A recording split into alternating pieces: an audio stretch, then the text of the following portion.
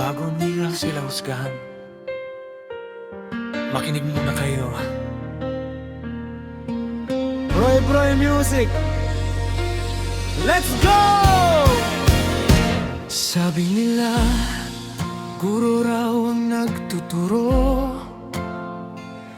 kung paano maging bastos at walang modo. Pero bakit ang hawak namin ay libro at pangarap ng kabataan ang aming binubuo? Sa bawat umaga, kami naroon, kahit pagod ng katawan at baon. Hindi lang aralin ang aming itinuturo, kundi respeto, pangarap at tamang pagbabago. Hindi man kalakihan ang aming sahod, hindi sapat sa oras, pawis at pagod. Pero sa bawat batang aming natuturuan, may isang kinabukasan nais naming pagandahin. Hindi kami nagtuturo ng kawalang modo, tinuturuan namin silang rumespeto. Kung minsan kami mahigpit, hindi dahil sa galit, kundi dahil gusto namin sila'y maging mabuti. Hindi kami bayani dahil sa aming titulo, bayani kami sa bawat sakripisyong totoo. Kahit kakarampot ang sahod na natatanggap, ang edukasyon ng bayan ang aming ipinaglalaban. Tapos ng klase, trabaho'y di patapos, may papel na susurin, may araling ihahabol.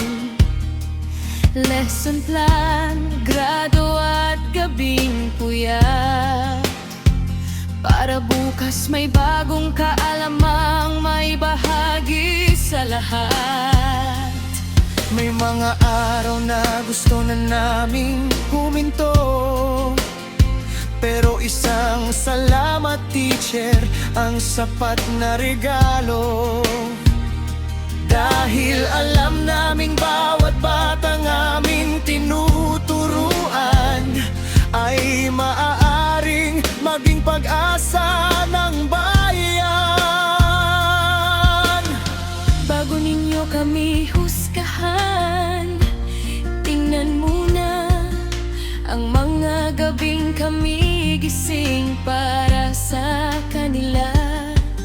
Hindi man makita ang luha at pagod sa bawat silid-aralan, puso namin ang puhunan. Hindi kami nagtuturo ng kawalang modo, tinuturuan namin silang mangarap ng todo. Hindi namin hangad ang palakpak o parangal, kundi batang may dangal, may isip at may asal.